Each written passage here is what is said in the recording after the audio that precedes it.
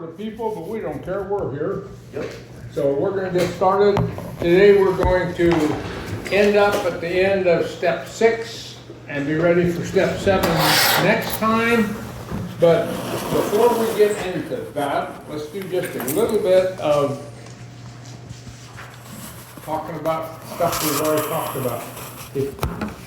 It's important to remember that we built an arch. When we started step 3, remember, and accepted our higher power on page 62 in the big book, bottom of the paragraph, bottom paragraph. We made an arch. God's going to be the keystone. We're going to walk through that arch to be a free man. And the next arch is at the bottom of page 75. And that's after we do step 3, 4, and 5. So we build the arch. We actually get a lot of work done. We do our searching and fearful immoral inventory. We get rid of all the crap we've been carrying around with us our whole life, and we find out that we're not a lot different than anybody else. We may have done some different things, but we can be forgiven by that higher power and fellow men in Alcoholics Anonymous. Okay? So, after we get done with that, then we talked about doing a searching and fearless moral inventory. Remember? Okay? And we did pages 69, 70, and 71. And in those pages, we found that if we set up a sane and sound ideal, remember that's what the book says. If we set up a sane and sound ideal for all of our problems, all of our defects, then God will be with us, our higher power will be with us and help us to change and become better. Okay? On page 70, what does it say about sane and sound ideals? So on page 69 it says we set them up and then we treat sex as we would any other problem. And then we get to 70, in that first paragraph. You want to read that, Tom? You got it all marked up. Suppose we fall short of the chosen ideal and stumble. Does this mean that we're going to get drunk? Some people tell us so, but this is only a half-truth. It depends on us and on our motives. If we are sorry for what we have done and have the honest desire to let God take us to better things, we believe we will be forgiven and will have learned our lesson. If we are not sorry and our conduct continues to harm others, then we are quite sure to drink. We are not theorizing. These are facts out of our experience. Okay? Well, when we first started, we learned that on page 29, it tells us where the directions for our freedom start. And they start on how it works. And it's directions, and we're following directions as we work these steps. It's actually telling us what we should do. And what it just said here, it said, what it basically said is, if I have a higher power that's kind, caring, loving, and forgiving instead of one that throws lightning bolts when I do something wrong, and I have set up my sane and sound ideals, and I fall short, but my motives are okay, I've changed my thinking, and I really don't want to be that way anymore, and I'm really trying to do better, that higher power will forgive me and give me another chance. But if I'm still going to steal horses just because I'm sober, God's not going to forgive me for that. And I'm probably going to suffer the consequences, and I'm probably going to get drunk, okay? So, and then the next paragraph it says, we earnestly pray for the right ideal, for guidance in each questionable situation, for sanity, and for strength to do the right thing. And that's what we're trying to do, is right things, okay? So that gets us pretty much through step 4. Okay, if we go to the next chapter, working with others in the big book, remember we went through step 5 real quick and pointed out why we do it?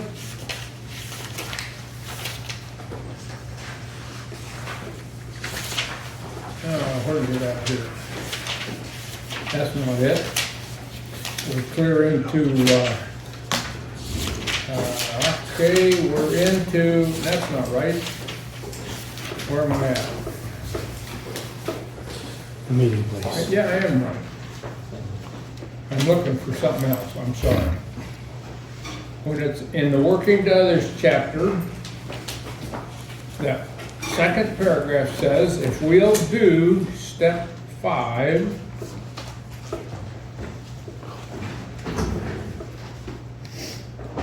what am I doing? I don't know. It's okay. I'm in the wrong spot. I'm It's sorry. Saturday. It's been a long week. Into action. Yeah, we need to go to the 12 and 12. I didn't do my homework. In the 12 and 12, step 5. We went through that kind of quick. And it tells us why we're gonna do a 5th step. It says, in that bottom of that first paragraph, that scarcely any step is more necessary to long-term sobriety and peace of mind. So I have to decide what I want. I'm in the 12 and 12 now, Andy. And this page, the step 5, bottom of the first paragraph. If I want long-term sobriety and peace of mind, I'm gonna have to do a 5th step, okay? And then if I go over in my book to page 57, that first paragraph there is, what are we likely to receive from step 5? For one thing, we shall get rid of that terrible sense of isolation we've always had. And I went through these last time. I just wanted to run through them again. And it said, for one thing, so it's going to have another thing, right? So at the bottom of the page, about 2-3 lines up, it says step 5 was the answer. It was the beginning of true kinship with man and God. So I'm going to get rid of my isolationism. I'm going to hook up with a higher power. And the third reason for doing a 5th step is the bottom line on 57. This vital step was also the means by which we began to get the feeling we could be forgiven. Everybody there? Yeah. Yep. Okay. And number 4, next paragraph, another great dividend we may expect from confiding our defects from another human being is humility. And we're going to get into humility big time in step 7 next week. Oh, by the way, next week I'm not going to be here, so we're going to skip a week. All right. Okay. I'm taking my wife to Laughlin, Nevada. We're going to see if we can get rid of some of our money. Nice. Yeah. Okay? Yeah, get around to a waffle. I can Yeah, take care of that from right here. Yeah. Me and Fred can help That's you so out. funny. That's so funny. Okay, that's the 4th one. And then the 5th one is at the bottom of the page. More realism and therefore more honesty about ourselves are the great gains we make under the influence of step 5. Okay? So there are reasons we do a step 5. And we do all that, and then we get to that arch at the bottom of page 75. Because what does that arch say? 75, bottom of the page.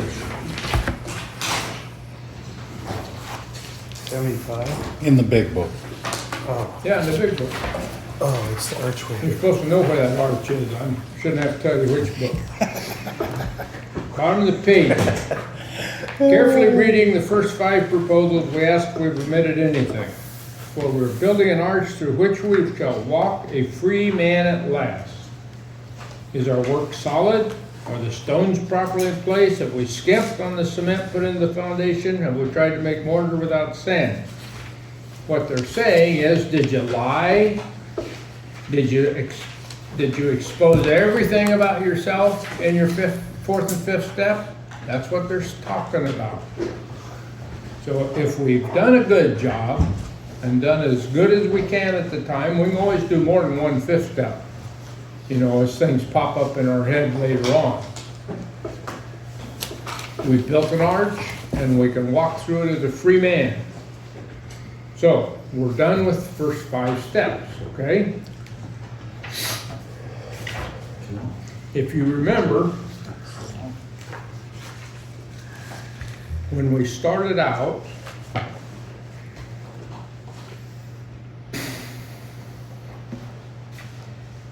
I talked about that design for living, and I went all through the big book, and all through the big book, and all through the 12 and 12, and I couldn't find that design for living in the big book. Now, the first 5 steps were great, and I did my amends, I did 8 and 9. Step 10 in the big book is really good, but I just couldn't figure out what the design for living was. But in the 12 and 12, we're going to figure it out, okay? And one of the reasons we're going to figure it out, and we're going to go to the 12 and 12 here for just a second. I'm going back and forth, okay? Because in the big book it says we're going to go through that arch and become a free man.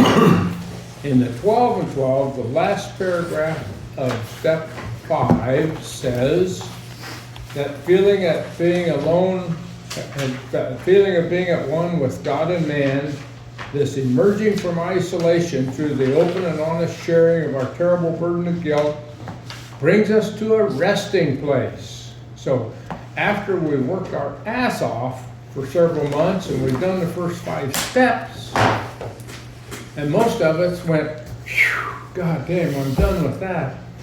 I don't have to go through that again. What it says in this little book is that this brings us to a resting place where we may prepare ourselves for the following steps toward a full and meaningful sobriety. So what it's saying to me is if I'll work steps 6 through 12, I can have a full and meaningful sobriety. And if I don't work those steps, I'm probably not going to quite get to where I want to be. Okay?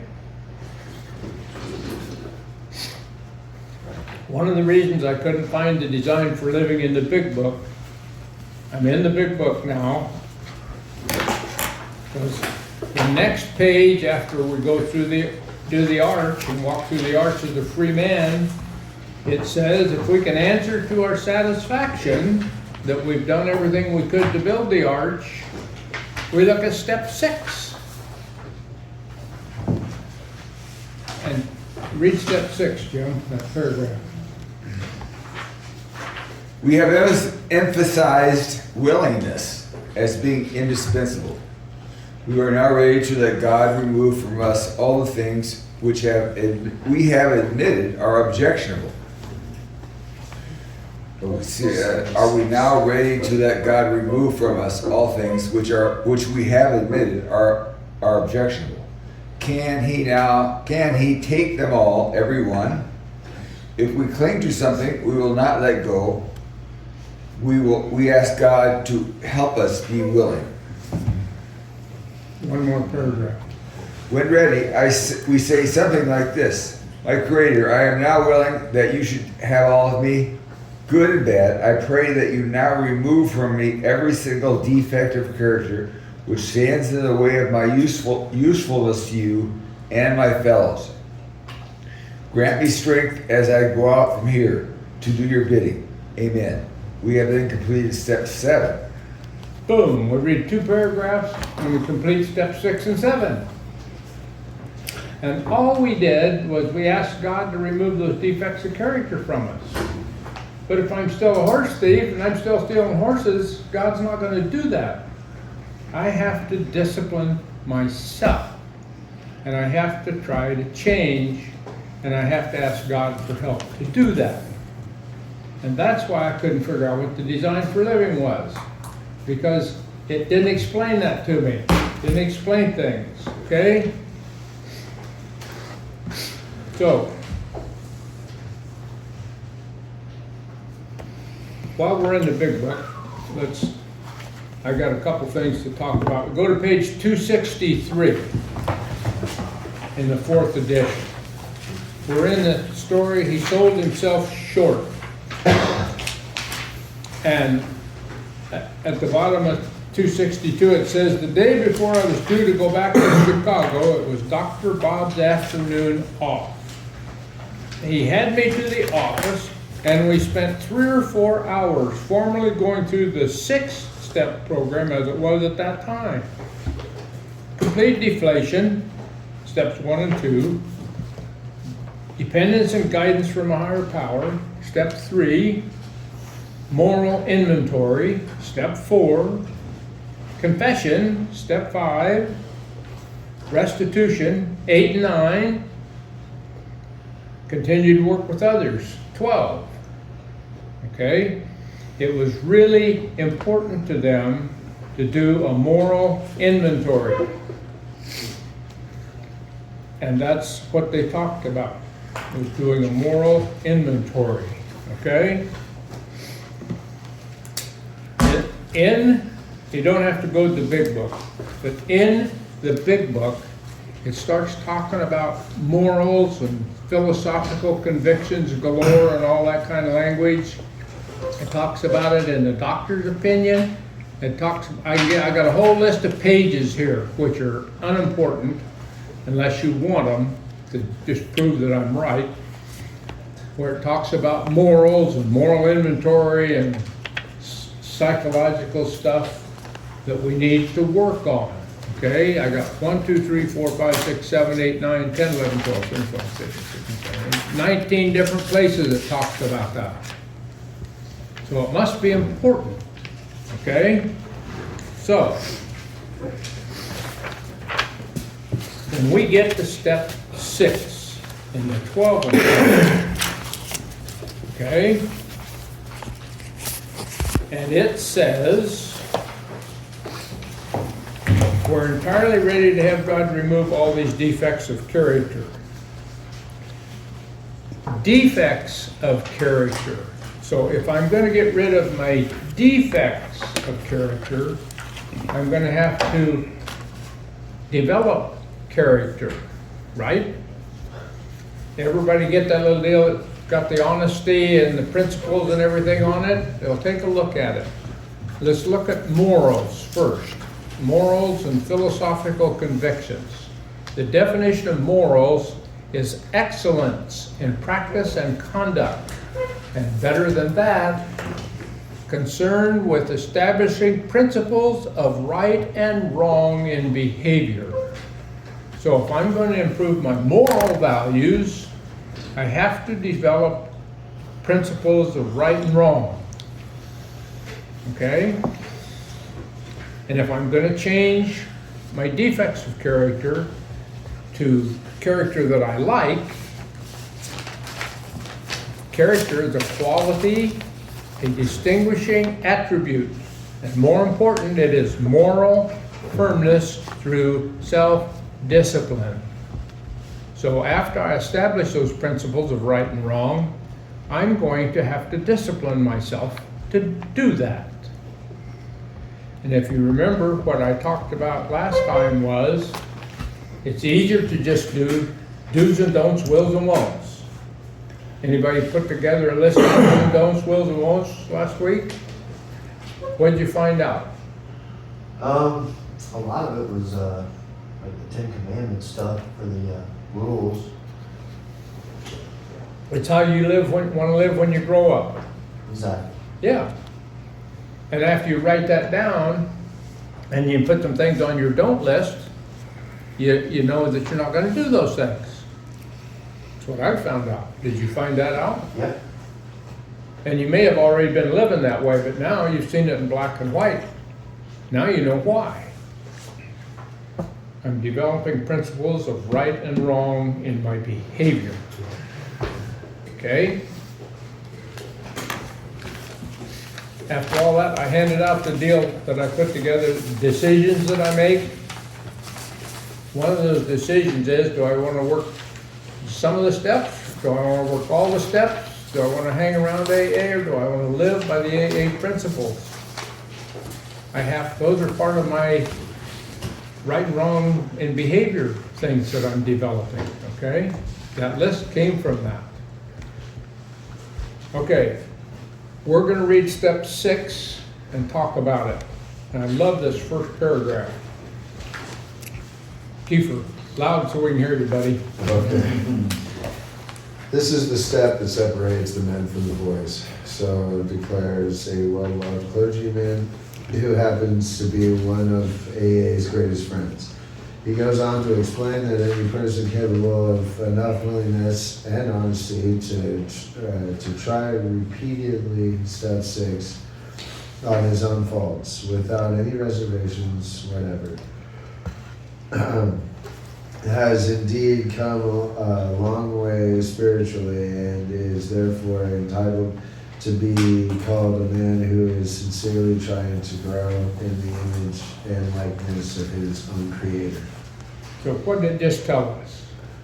That I gotta quit being a boy and just doing whatever I want. And I gotta become a man and be responsible for my own actions. And if I don't wanna go to jail, don't commit a crime. Duh. And if I don't wanna lie, cheat, and steal, don't lie, cheat, and steal. I have to develop those qualities of character in right and wrong behavior, because that's the definition of character and morals. So, if I can do that, I can continue to try repeatedly, with enough willingness and honesty, I can try repeatedly step 6 on all my faults, and indeed come a long way spiritually. And I can be called a man who is trying to grow in the image and likeness of his own Creator, okay? Now, I'm not a religious guy by any means, but in the Bible it says, narrow is the gate and straight is the way. And that's what it means. The gate's narrow and it's hard to get through if I do right things instead of wrong things, and the path's real straight and real narrow. And it's damn hard, even if I have a list of do's and don'ts, it's damn hard to live that way. I have to really concentrate on it because I have to change. And this little thing up here and that little guy in the back of my head doesn't like that. And we learned in step 4, our instinctual drives are out of balance, and our instincts balk on investigation because we've built our self-defense mechanism all those years on some true things and on some false things. Remember, we talked about that. And our brain is actually going to say, no, I'm not doing that. This is the way I am. And this is how I act, and this is how I behave, and this is how I protect myself. And I've just got to stand in front of the mirror and say, I don't want to be that way anymore. I don't want to think that way. I don't want to act that way. I don't want to treat people that way. So stop it. I'm not going to do it. And that's the discipline that it's talking about. And it's damn hard. But I'm going to tell you what, if you do it for about 25 years, you can do a pretty good job of it. So it doesn't happen overnight. Okay, next paragraph. Of course, the often disputed question of whether God can and will, under certain conditions, remove defects of character will be answered with a prompt affirmative by almost any AA member. To him, this proposition will be no theory at all. It will be just about the largest fact in his life. He will usually offer his proof in a statement like this. Sure, I was beaten, absolutely licked. My own willpower just wouldn't work on alcohol. Change of scene, the best efforts of family, friends, doctor, and clergymen got no place with my alcoholism. I simply couldn't stop drinking, and no human being could seem to do the job for me. But when I became willing to clean house and then asked a higher power, God, as I understood him, to give me release, my obsession to drink vanished. It was lifted right out of me. How many people that happened to? Pretty much. How powerful is that power? To just change your mind like that from wanting to drink to not wanting to drink. I better pay attention to what the hell it says. And what it says is it gave us the books of Alcoholics Anonymous and the directions on what I'm supposed to do. Okay, next paragraph. In AA meetings all over the world, statements just like this are heard daily. It is plain for everybody to see that each sober AA member has been granted a release from this very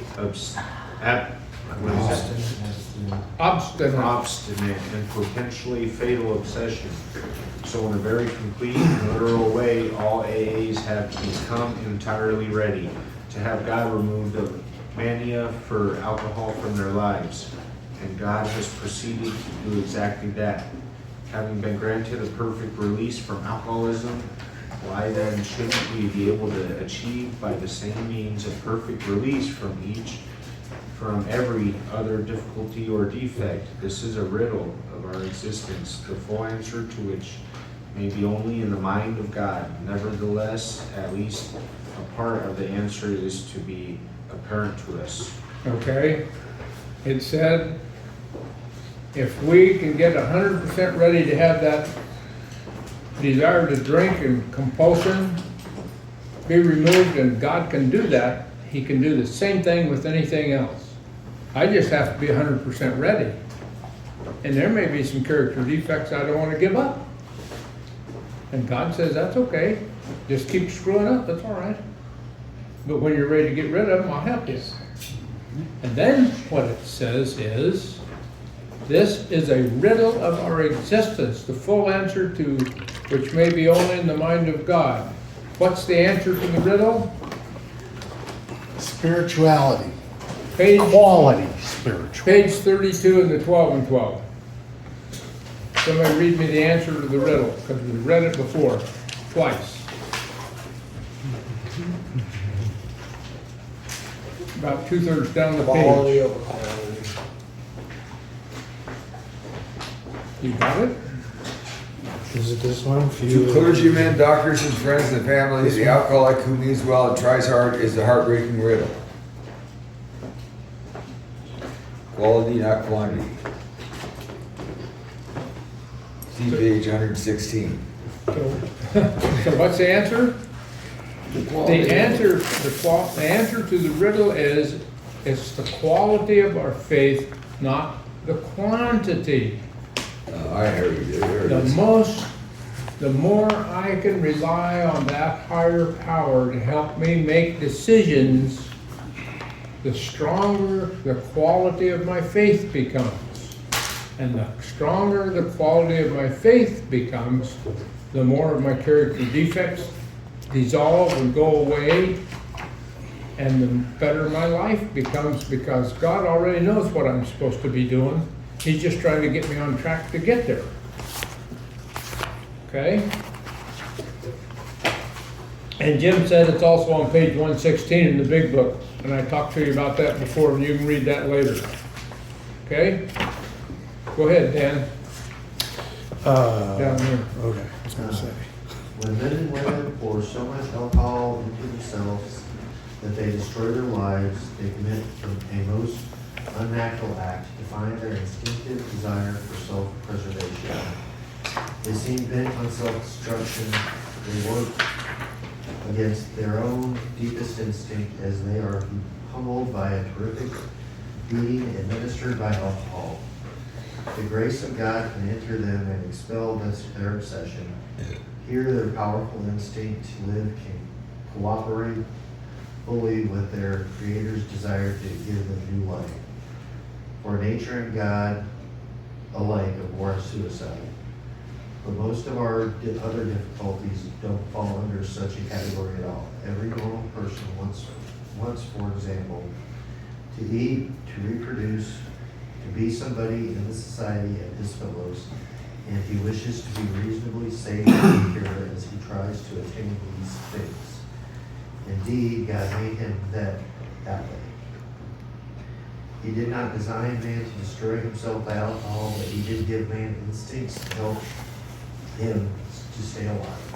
There's those instinctual drives again. And we're trying to get them back into balance. And that's what it says. God made us that way. He gave us those instincts so that we could do all those things. And what alcoholism did for me was it took away my desire to be around anybody, society, took away all my material possessions, you know, everything.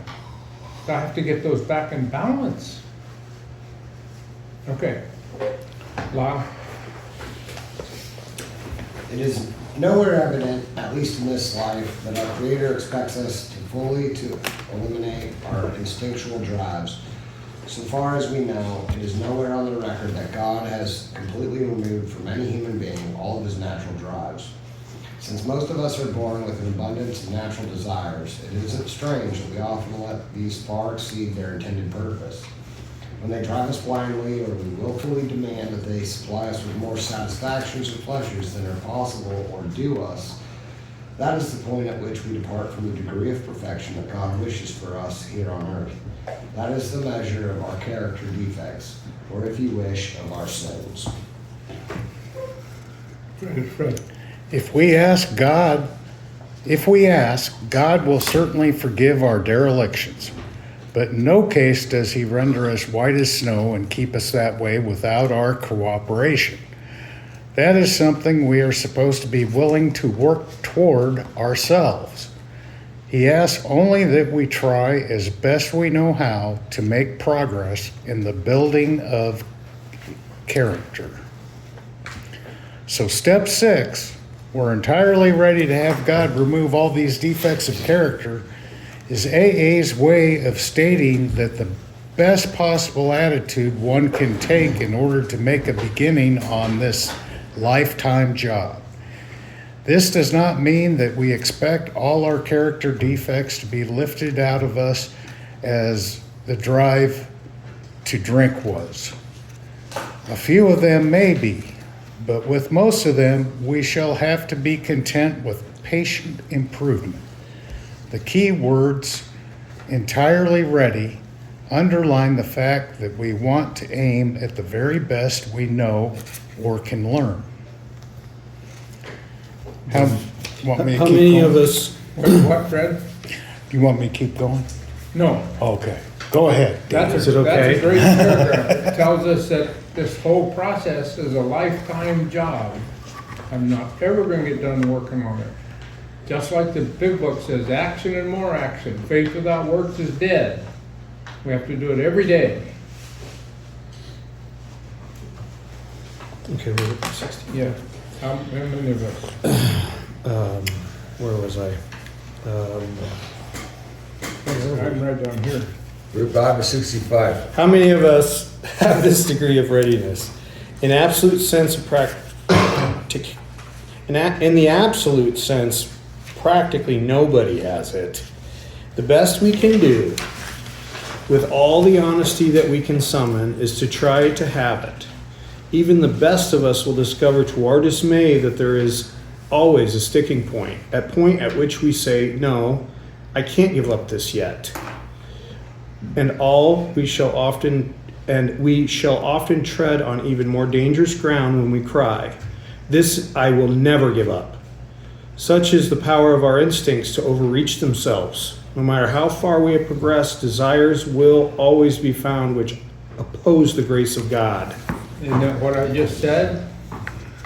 Some of them will be damned hard to get rid of, and some of them, I'm going to say, I don't want to get rid of it yet. But I better not say no never, have I? Go ahead. Some who feel they have done well may dispute this, so let's try to think it through a little further. Practically everybody wishes to be rid of the most glaring and destructive handicaps. No one wants to be so proud that he is scorned as a braggart. nor so greedy that he is labeled as a thief. No one wants to be angry enough to murder, lustful enough to rape, gluttonous enough to ruin his health.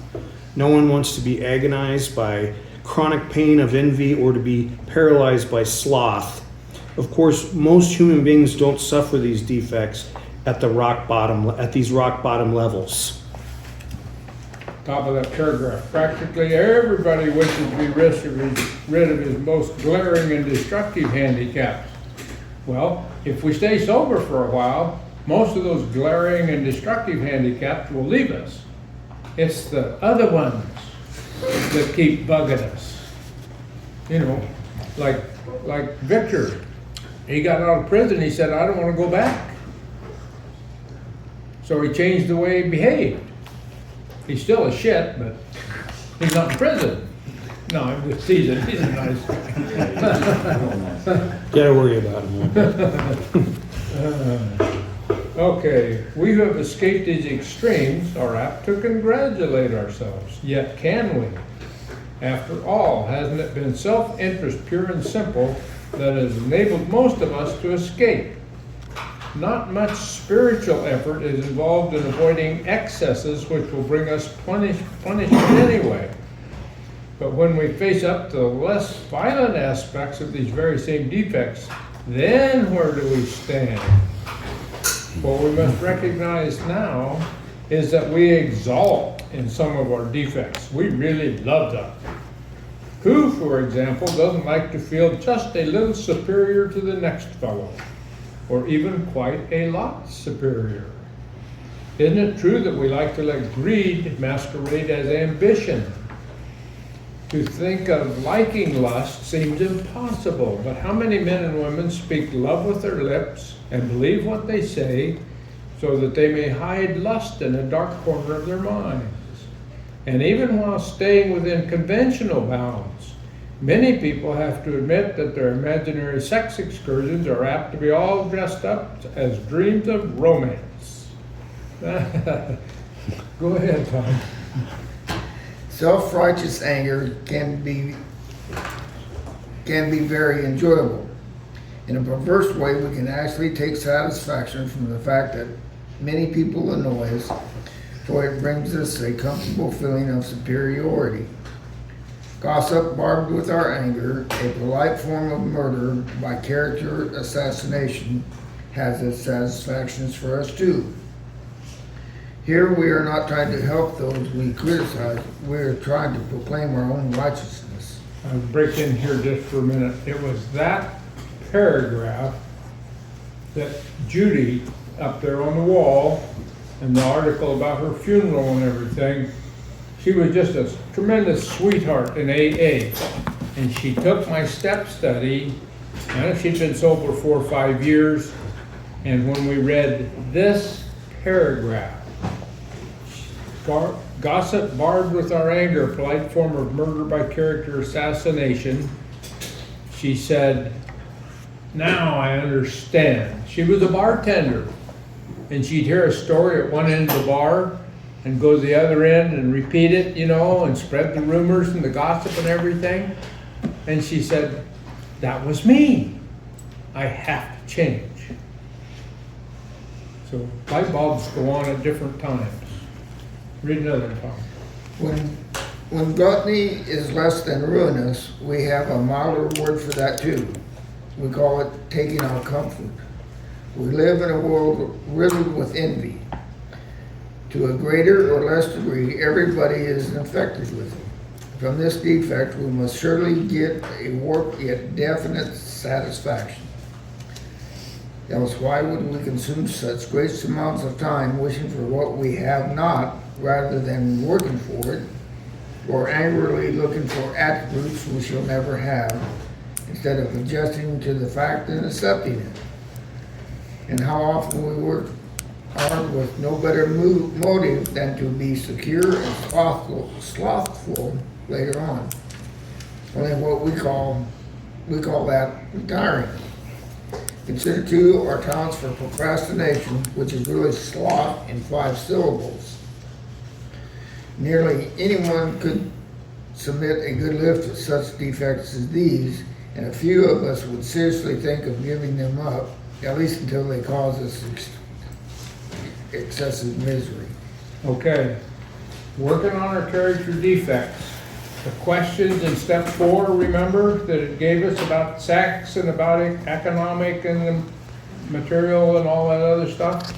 All those questions, plus reading this step where it talks about all these different defects of character and how we react and how we've been. By going through all that, it helps us figure out what our defects of character are and what we ought to change. Okay? Okay. Next. Some people, of course, may conclude that they are indeed ready to have all such defects taken from them. But even these people, if they construct a list of still milder defects, will be obliged to admit that they prefer to hang on to some of them. Therefore, it seems plain that few of us can quickly or easily become ready to aim at spiritual and moral perfection. We want to settle for only as much perfection as will get us by in life, according, of course, to our various and sundry ideas of what will get us by. So the difference between the boys and the men is the difference between striving for a self-determined objective and for the perfect objective, which is of God. That is the powerful paragraph in step 6. Therefore, it seems plain that few of us can quickly or easily become ready to aim at spiritual and moral perfection.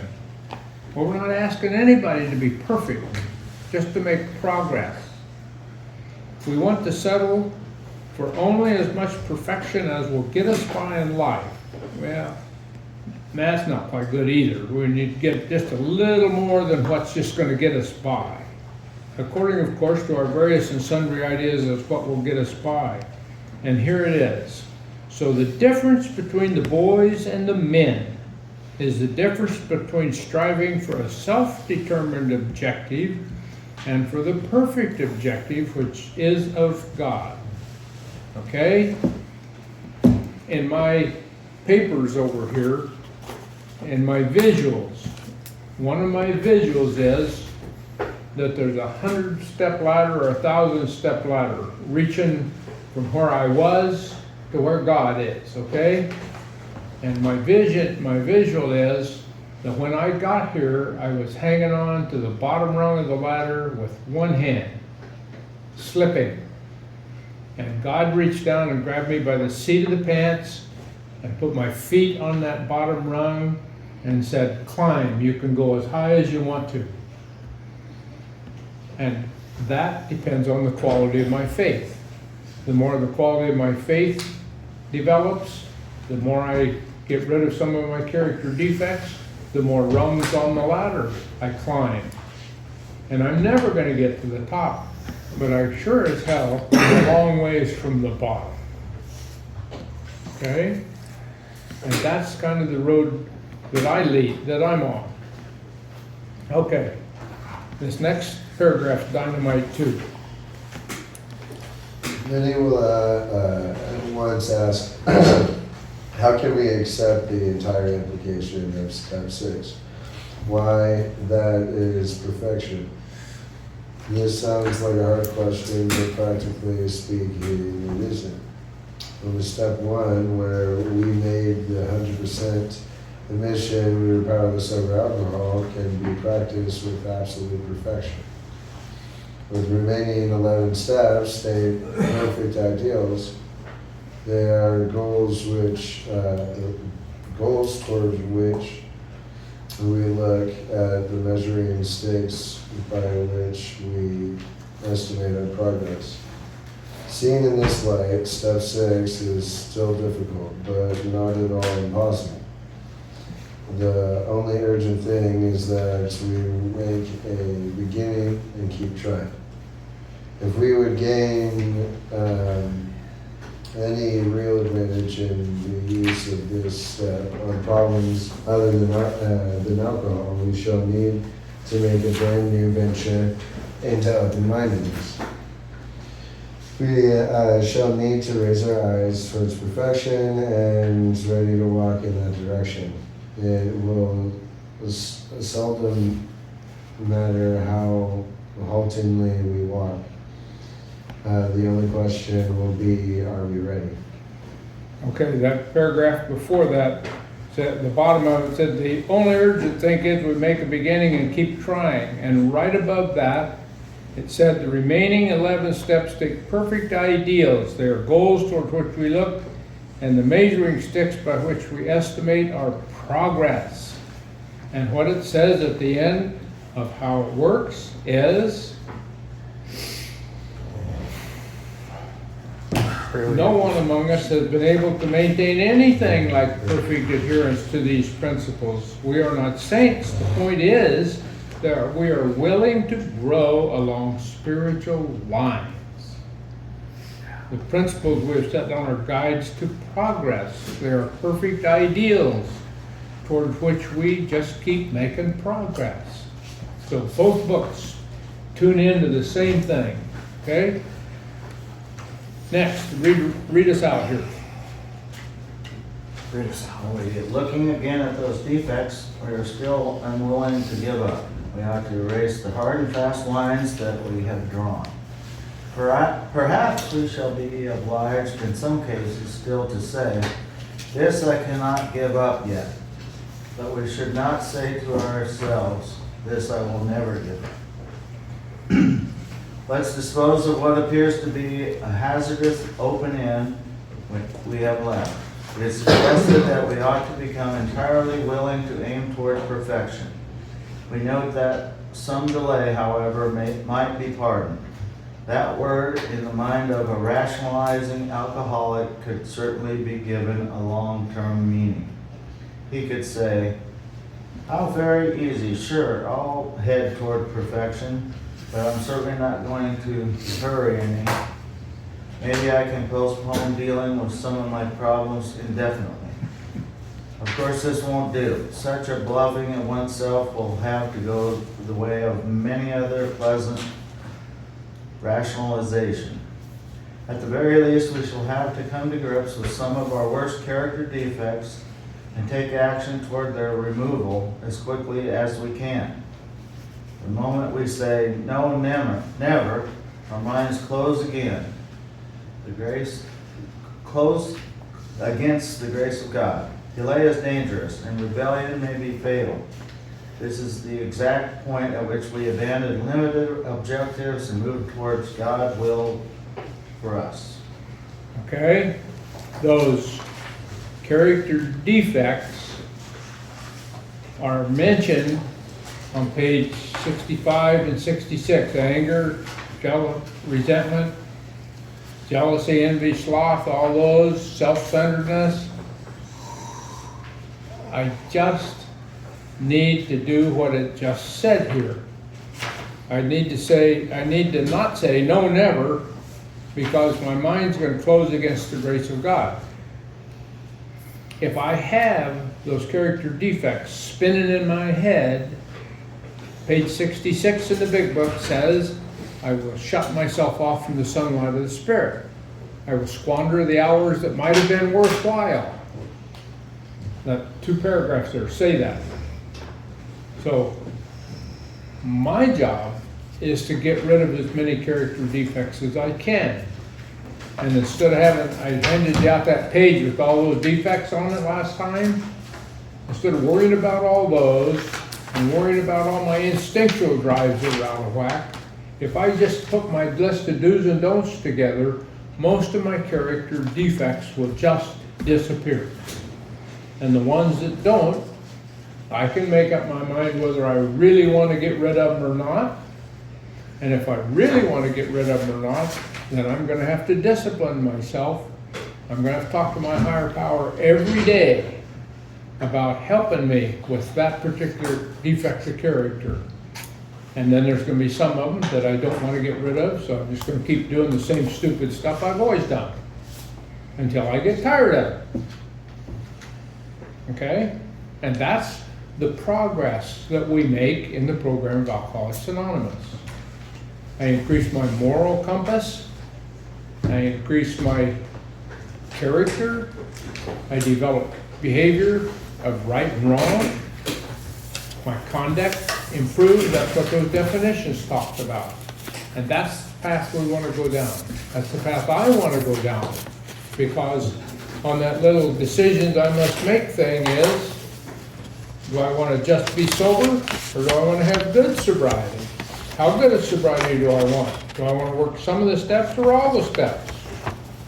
Do I want to just hang around AA or live by the AA principles? I have to decide how important is my peace, serenity, joy, and happiness. I have to live in the sunlight of the Spirit. I wrote those things down because that's what I have to do. You can do anything you want, you can make up your own list. But I have to do those things in order to not go back and be like I was. And I don't like that guy. So I just keep working the steps one day at a time. I've probably read that step 50 times. But I didn't read it until I'd been sober about 13 years. After you read that, does step 6 make a little more sense to you than step 6 in the big book? Well, yeah. Bill wrote that because he needed to expand a little bit on step 6. And next week we're going to get into step 7 for the same reason. And we're going to find out that that 7th step prayer that's in the big book really works if we really want it to. But we have to gain enough humility and humbleness with our higher power to make it work. And that's all in step 7 in the 12 and 12. Week after next. Week after next, because I'm not going to be here next week. So if you see somebody that come to a meeting or two before, tell them that. I'm going to put it up on my phone, so I'll catch most everybody. But 2 weeks from now, we'll do step 7. Anybody have any questions or anybody have anything they want to say? Dan said he did a list of do's and don'ts. Did anybody else? I already had mine. You have one. Did it help you? Oh, yeah. Yeah, it's still.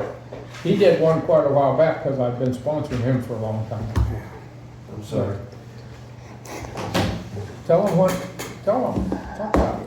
Well, it basically gives, it established a moral code or a way of living, so to speak, that where I constantly don't have to think about lying, cheating, stealing all the time anymore. It just, because that was one of my wills and won'ts, do's and don'ts. That was a big deal for me because that's what I did. I did a lot of lying, lots of lying. That was the worst offender. Now, even if it's going to cause me grief, I didn't even think about telling the truth. And my kids see that, my wife sees that. It's changed my life. And that's just one aspect. Fighting, resentments. Those are all on my do's, wills and won'ts, do's and don'ts. And stuff that I used to pick on about my kids, like I'd start a fight essentially because I didn't like what they were doing or saying, or my wife too. I would question her when I didn't need to, and that kind of went along with the fighting thing. The other things that are on my list are tobacco. That's my biggest one is tobacco right now. And it is on there because I say I'm not going to give it up yet, but I have to give it up. So I'm constantly working on that. However, I'm not going to cut myself off from that just yet. So what else? I hear you say tobacco. Yeah, tobacco is on my wills and won'ts. It's on my don'ts list. Every aspect of your life can go on your wills and won'ts, do's and don'ts, really, in terms of what makes you angry, what things that get you into trouble, and you just put it on there and leave it on there, and you look at it every day. That's my thing, is I looked at it every day. And after a while, some of the things were on the list just came natural. I didn't do them anymore. Like Claire said, I can't really describe it other than simply that way. It helps you look at yourself and help improve your not only spiritual condition, but your well-being. Thanks, Ben. Yep. So that's the only way I could describe it. Thanks, Dan. Yeah. Thanks, Dan. Thanks, Dan. Good example, somebody looks at it almost every day. Yeah.